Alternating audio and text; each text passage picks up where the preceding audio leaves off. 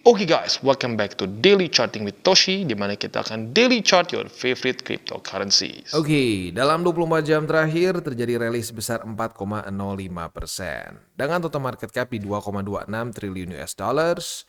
Dan untuk Bitcoin dominance dia masih rally lagi sebesar 0,43%, volume meningkat sebesar 47,66%. Untuk BTC kita bisa lihat di sini dia rally tipis-tipis aja sih dalam 24 jam terakhir, hanya 0,48% saja. Tetapi yang penting adalah daily close-nya. Nah, daily close-nya itu di atas dari 64.000 lebih 63 USD. Begitu. Berarti besok akan sangat menarik karena besok akan terjadi weekly close. Kalau sampai weekly close-nya kurang lebih di daerah sini, apalagi di atas dari 64.000, artinya apa? Artinya Bitcoin berhasil weekly close di atas dari BSB ya. Tapi ya lagi-lagi kita jangan ngedukun, masih ada 21 jam lagi. Jadi jangan kita coba-coba untuk wah udah nih kita hajar duluan aja sebelum terjadi weekly close. Karena ingat dalam sehari bisa banyak yang terjadi gitu. Dan jangan lupa juga ya, jangan lupa di Juli kemarin ya. Karena kalau gue lihat ada juga yang mikirnya gini nih kayaknya, wah udah nih, udah reclaim, udah pasti bakal lanjut new all time high ya. Wah jadi udah kita hajar aja all in. No, no, no. Ingat, sebenarnya yang lebih penting saat reclaim itu not the reclaim itself ya, tetapi mantul nggak ya. Dan hati-hati juga, ini bukan mantul dihitungnya, ini dihitungnya retest ya. Mantul itu terjadi weekly close yang bullish ya setelah dia kontak dengan BSB ya otomatis setelah reclaim juga. Gampangnya sih kita lihatnya seperti ini contohnya ya. Nih, ini berhasil nih. Ini namanya mantul ya. Dia tembus, dia reclaim, dites, boom begitu ya. Nah, udah terjadi weekly close yang bullish dulu di atasnya. Sama kayak di sini ya.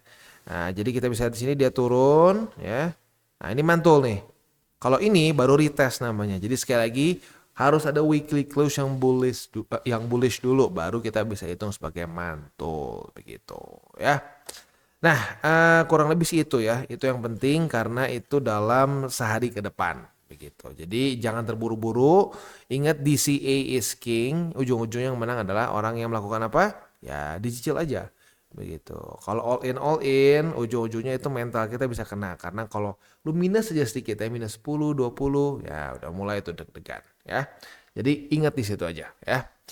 Plus kita untuk hari ini ya otomatis hari Minggu nggak ada apa-apa ya. Tetapi minggu depan akan cukup padat ya jadwal dari US nih. Data-data penting dari US. Tapi sebelum kita masuk ke sana, kita akan bahas dulu news. Ini berhubungan dengan Telegram ya dan juga TON. Nah jadi TON dump sebesar 16% dalam 24 jam terakhir. Ya, sekarang udah mendingan sih. Sekarang mungkin sekitar 13 atau 14% lah.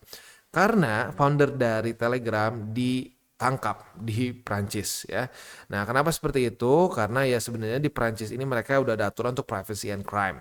Nah, jadi Telegram ini buat lo yang nggak tahu, memang dulu sempat bermasalah juga karena dia sangat menjaga privacy begitu. Nah, otomatis kalau seperti itu, nah itu menjadi sarang juga untuk orang-orang pakai untuk tindakan kriminal begitu. Nah, makanya si foundernya ini jadi dicari nih ya, dicari oleh pemerintahan Prancis begitu karena memang dia juga warga negara Prancis ya. Prancis dan Rusia kalau nggak salah. Nah, jadi karena dari itu ya apa namanya dia kemarin itu ke ke Prancis ke bagian mana gue lupa ya. Pokoknya dia ke Prancis akhirnya ditangkap begitu ya. Nah, ini membuat ton jadi dump sebesar 16%-an begitu ya. Nah, buat dulu yang mungkin kemarin udah nunggu-nunggu nih, Bang, kapan nih ton ada koreksi signifikan. Nah, akhirnya dapat walaupun dapatnya gara-gara skandal ya. Ya, lagi-lagi ya, kita kadang-kadang bisa akumulasi itu karena berbagai macam hal begitu ya. Kadang-kadang butuh juga mungkin fundamental-fundamental seperti ini. Jadi kita dikasih kesempatan untuk akumulasi ya. Dan by the way, secara struktur ton ini masih salah satu altcoins yang sangat kuat ya, yang berhasil menahan momentum yang cenderung lebih bearish dari Bitcoin dalam beberapa bulan terakhir ya. Nah, selanjutnya kita akan geser ke ini ya, kita geser ke pembahasan economic calendar. Hari ini sih ya otomatis ini nggak ada apa-apa, tapi kita coba intip seminggu ke depan. Ya. Yang pertama hari Senin langsung nggak pakai libur-libur lagi ya, dikasih liburnya cuma Sabtu Minggu aja. Langsung jam setengah 8 akan ada ada durable goods orders ya. Lalu nanti di Selasa itu akan ada CB Consumer Confidence. Seingat gua Rabu nih yang serem. Oh bukan Rabu. Kalau Rabu cuma ada crude oil inventories ya. Nah di Kamis nih akan ada seingat gua ini nih ya, akan ada GDP initial jobless claim. Nah jadi mungkin yang paling rame itu nanti hari Kamis ya, hari Kamis. Nah, udahnya nanti hari Jumat lagi coba kita cek. Jumat dari US akan keluar apa? Oh dari Jumat. Oh ini akan ada core PCE ya. Nah, jadi bisa dibilang setiap hari ini dari hari Senin sampai hari Jumat ada bintang 3 semua. Jadi siap-siap minggu depan akan ekstra volatile begitu ya. Oke, mungkin salah satu yang gua akan paling highlight adalah lagi-lagi GDP ya, karena GDP ini adalah salah satu hal yang paling penting yang harus kita lihat. Apakah the Fed berhasil atau enggak dalam mengcurb resiko resesi gitu. Karena salah satu definisi termudah untuk resesi adalah GDP yang 2 kuartal minus begitu ya. Technically speaking terjadi di 2022 begitu, makanya kalau gue ngerasa sih 2022 sebenarnya udah masuk ke resesi ya. Tapi Amerika masih belum mau ngaku waktu itu resesi. Ya mungkin gini ya, mereka nganggapnya nggak semua state merah begitu, mungkin nggak semua state minus begitu. Tapi ya nggak tahu sih, kalau gue pribadi ngelihatnya kalau sampai GDP udah merah apalagi 2 kuartal berturut-turut, it's never good. Lu bisa lihat 2022 not a good place for investing in general, apalagi di risk on asset ya, seperti crypto dan stocks in general not good ya.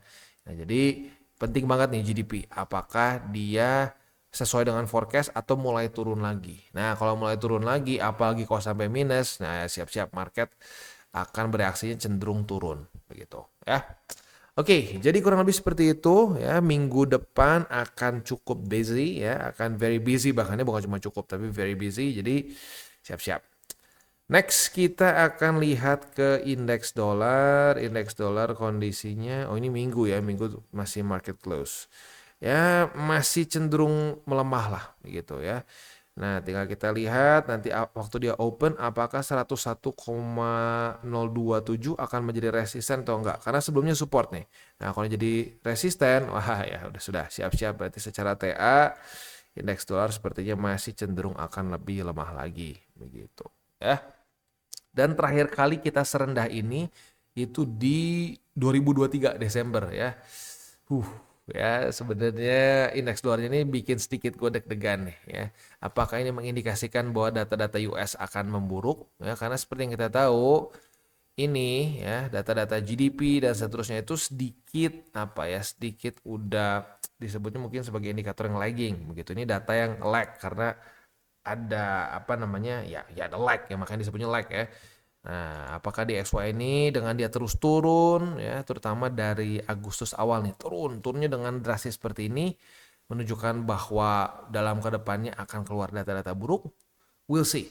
Kita bukan dukun, nggak mau ngedukun juga ya, tidak tertarik untuk jadi dukun. Tinggal kita lihat aja nanti datanya seperti apa pada faktanya ya. Oke, untuk Bitcoin dominance kondisinya itu ya kembali menguat lagi ya. Jadi ya ini makanya kenapa kalau gua kan sukanya pakai data dan fakta. Nah, data dan faktanya menunjukkan belum waktunya ya.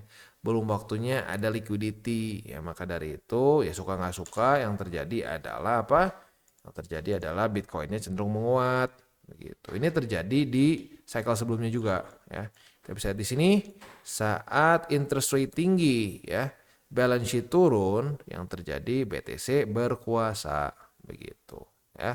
Itu statistically speaking seperti itu. Kalau kita tarik lagi ke belakang, sebenarnya rada susah ya kalau ke belakang lagi, soalnya di 2017 itu lu bisa lihat sendiri Bitcoin dominance itu mulai di challenge karena sebelum-sebelumnya tuh lihat ya, Bitcoin itu 98% dominasi. Gila kan? Ya, jadi nggak ada yang bisa nyentuh. Nah, tetapi ya lo bisa lihat setelah di 2016, 2017, which is itu cycle pertama gue ya. Nah, ya altcoins mulai berani untuk menyerang BTC.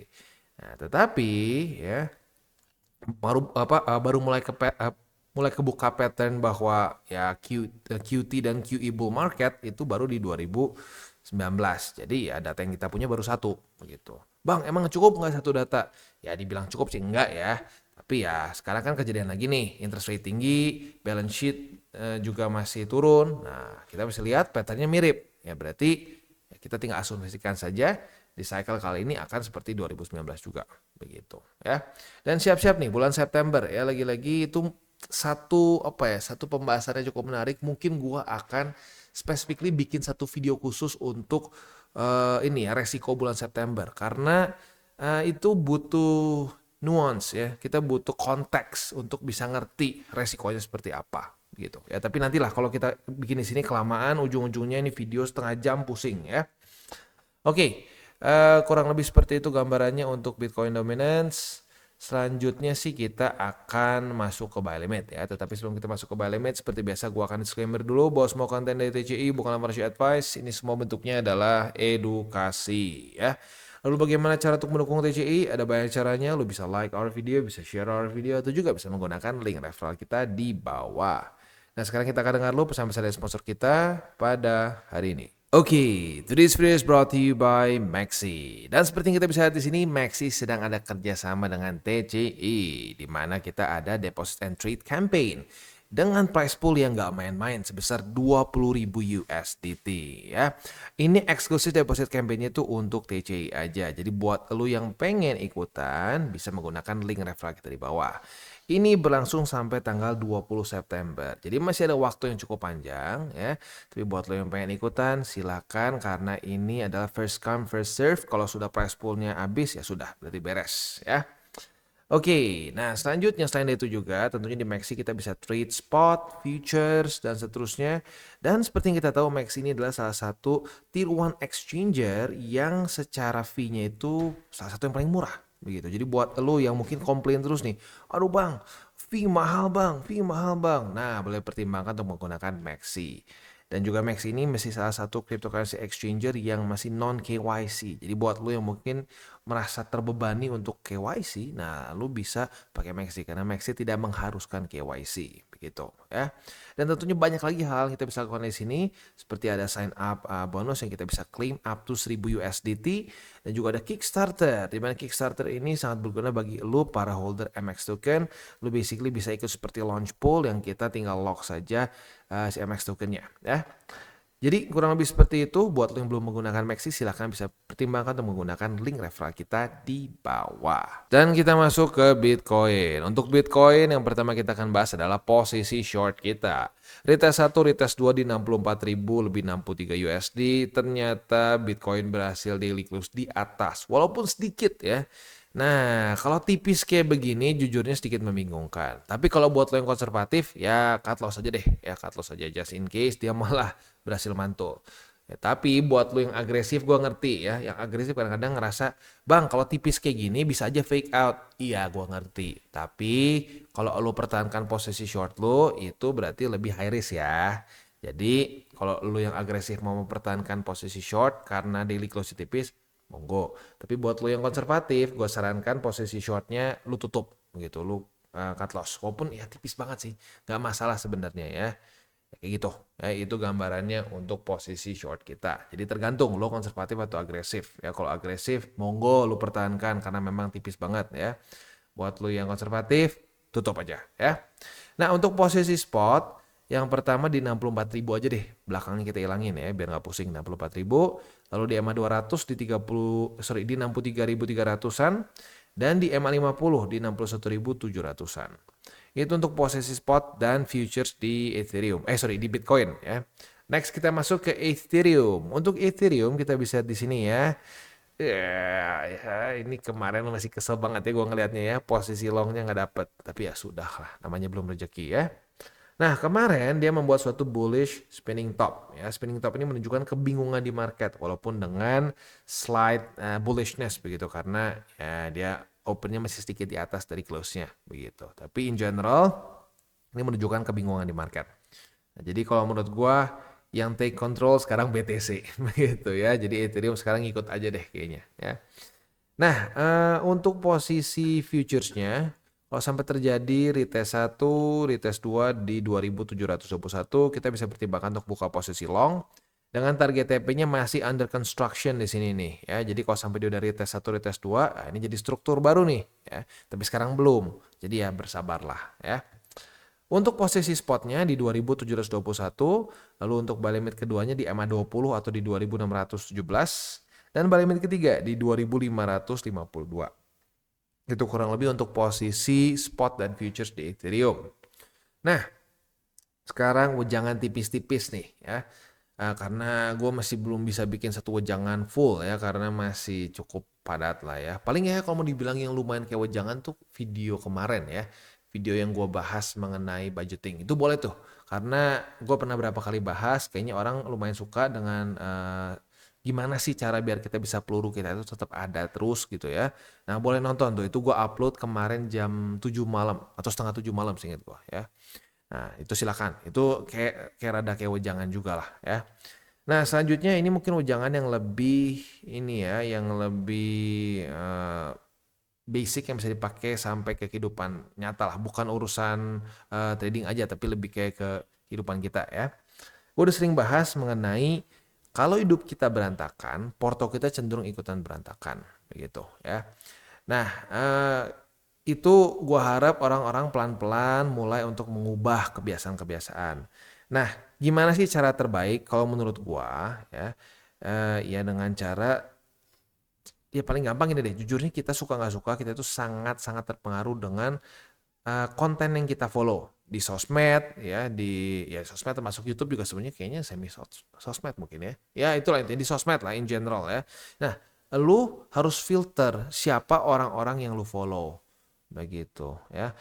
Follow orang-orang yang memiliki ya, yang memiliki positif inilah ya, positive influence begitu. Jadi jangan sampai lu follow orang-orang yang kesannya bikin lu FOMO, orang-orang yang bikin lu boros, orang-orang yang bikin lu ngerasa aduh gila bang kok gua nggak ada apa-apanya bang ya.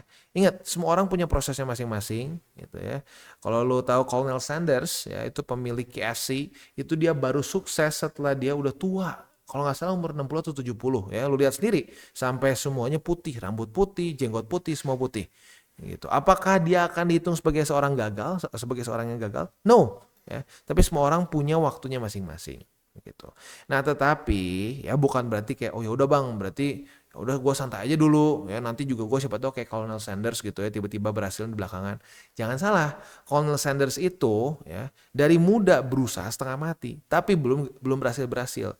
Jadi bukan berarti lu bisa santai-santai ya, justru menurut gua saat lu muda ya, lu harus secepat mungkin ya banting tulang gitu. Karena kenapa? Masih kuat. Jangan sampai antar lah, nantilah. Oh sekarang masih muda bang, kalau masih muda nanti kapan lagi kayak begini. Iya bener, lu tua juga cuma sekali. Lu kalau udah tua gak bisa muda lagi kan.